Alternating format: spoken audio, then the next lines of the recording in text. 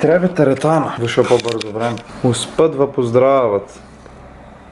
Лиса и Були. Си спият, они брат и сестра, грейните и... Шо да правят, ай? Е така да сголемме светлината. Можем и така да я направим, свекш. А можем и така. Сега ќе видите. Можем и така. Ама ва е нарно. Не. Ва. Здраво. Ќе снимам видео, што сакам да се изјаснам и всеки бие во една минута. Кој колку ме гледал, не знам. Се заебам, нема да бие во една минута, ќе бие около 10 минути. Али пред да почнеме со видеото мора да пуштиме една реклама, пошто јас за сега нямам правено реклами, али ва е првата реклама. Уживајте. Дали сте чијале за мобиларта Трон, одма до библиотеката во Гевгилија, кој што има секаков вид на телефонска галантерија, вклучувајќи и сервис за вашите мобилни телефони, силиконски и гумени маски, футроли, заштитни стакла, се што ти треба за вашиот телефон. Палначе, слушалки, пауербанк, сите видови на аксесуарис, има дури и смартвоче со IQ 200, се разбира, се знае. Конзоли за компјутер, PlayStation, дури и ring light во сите големини, почнувајќи од најмалечек до најголем, цела соба да осветлиш, додек снимиш TikTok, например. Сето тоа може да го најдете во мобиларта Трон. И ако мислите оти тука е крајот са лъжите, PUBG геймери, сега можете слободно да играете PUBG Mobile со посебен PUBG Memo контролер и да бидете најјаки и да можете секој гейм да земите chicken dinner. И да, ако имате било каков проблем со вашиот телефон, скршено стакло, пукнена камера, утечена батерија, уштетен звучник, слободно е лајте во мобиларта Трон, а они ќе се погрижат за тоа. Поздрав! Сега, од кога почнува видеото, може да кажеме дека вие можете да ми оставите лайк, комент и субскрайб уште во почетокот на видеото, за видеото да влезе во recommended, да ме заследите на Instagram @LuckyCarex и да ми коментирате што да бие следно видео. Да, а поздрав во ова видео ќе да бие во човек тук. Вие денове не сум баш нешто нај и не баш ми се сниме. Најискрено сум изморен, не знам што ме некак сум коти стоштан, коти шо знам кај да ви кажам, коти исцрпан, демотивиран, неенергичен. Тие што не сте ми во Close Friends, пишајте ми, ќе ваклам во Close Friends, пошто само тие во Close Friends читат што објавам на стори, пошто веќе не објавам ништо на стори, само објавам на Close Friends. Така да ако сакате да бидете во Close Friends, заследете ме на Instagram LuckyCarex и таков кад се вики и пишајте ми на DM или јас ќе клам questions или как и да е. Сега, што само да ви кажам? Гледам сите ме питате, сега не знам колку ме слушате да не ме покрием микрофонот, али не верувам да е. Гледам сите ме питате во коментарите на рантот на кумето што беше: брато, зошто му обрнуваш внимание на некој што не го сметаме за јутубер? Брато, зошто му обрнуваш внимание на некој што е мал јутубер? Брато, зошто обрнуваш на некој што има 800 субскрајбери, а ти имаш 9000? Зошто правиш рантови и драми на секој втор, као зашо се замара со помали јутубери од тебе кои се небитни, неславни и така натаму и така натаму.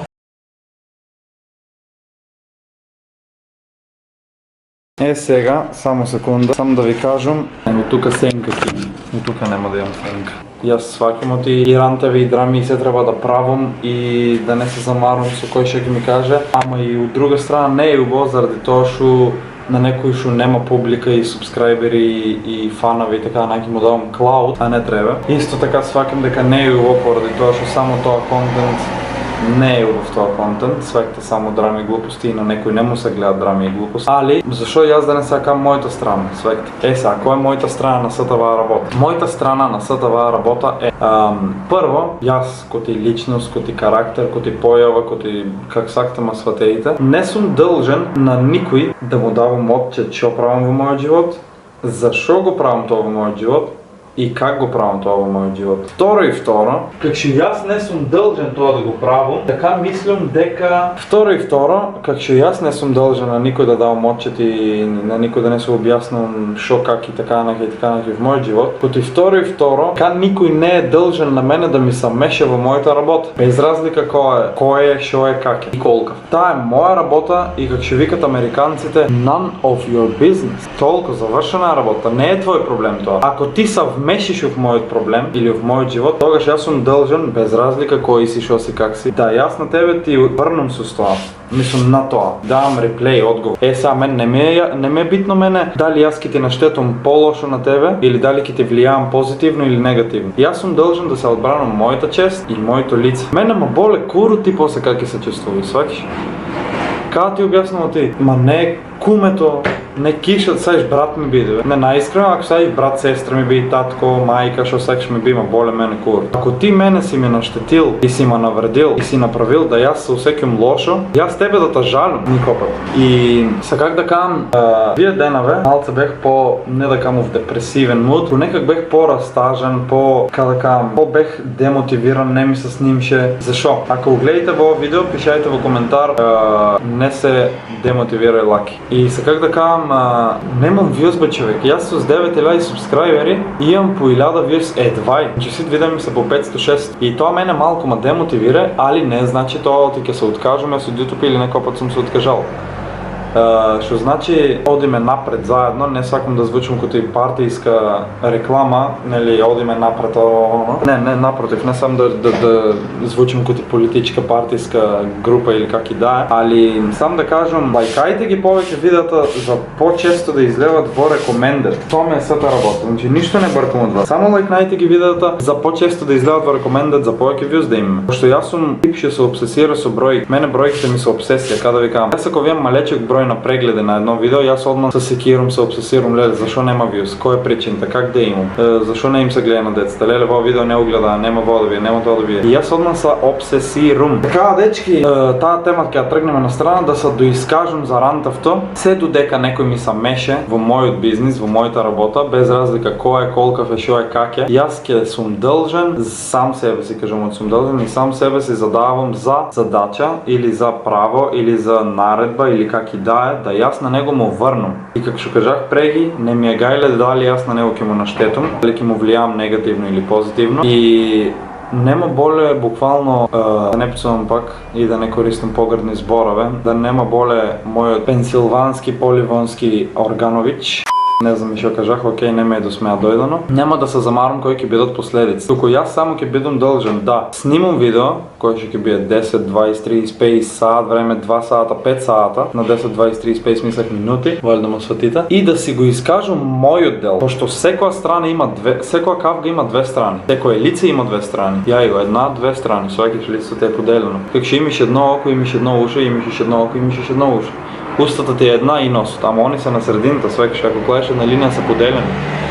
Две исто са две, главата исто ти е на две. Ако стану мене јајста ми се на две, свекаш и ноите ми се на две, и ръцете ми се на две, ако се поделям на пола, тото ќе ми се одвоја на две. Врска се как да кажам, бате, не дозволувајте никој да ви се меши во вашата работа. Никогаш, без разлика кој е шо и как. Исто като и шо и јас не дозволувам. Оти утро најмногу ќе влијае тоа на вас. И кажеш као, ајде бе, знаеш остави кој го е во дека свекаш. Ама утро ќе се каеш ти не си му возвртил или оти не си му одговорил на тоа што он ти лафил или бла бла бла. И ќе се каеш заради тоа што он као се заканил, што викат гиличања ти покажал зъби, а ти не си му возвратил со тоа. Да не знам што да ви кажам, дечки, морате да знаете кои сте и шо сте и треба да знаете дека повеќе од вас на во свет никој не вреда, како што истото и јас го мислам за мене.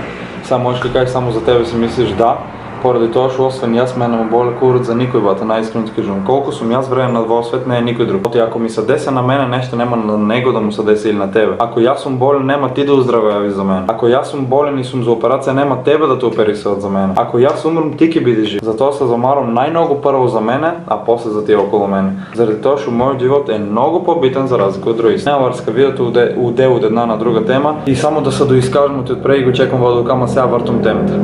Ќе правам рантаве, ќе правам драми, ќе вагам докази, ќе се карам со сите, те додека ми се мешат во мојот живот. Кога они ќе ме остават на рад, тогаш и јас ќе немам контент поврзан со драми, рантаве, докази, караници. Така да, доколку сакате, не отие многу вјуз, али доколку сакате да правиме драми, доколку сакате клауд од мене, слободно издејте ми гомна. Тоа, а јас сум тоа што ќе одлучим дали треба да ви обрнам внимание или не треба. И запамтејте секој пат. Позади добриот коин и многу јакиот коин, секој пат се да ги прашим.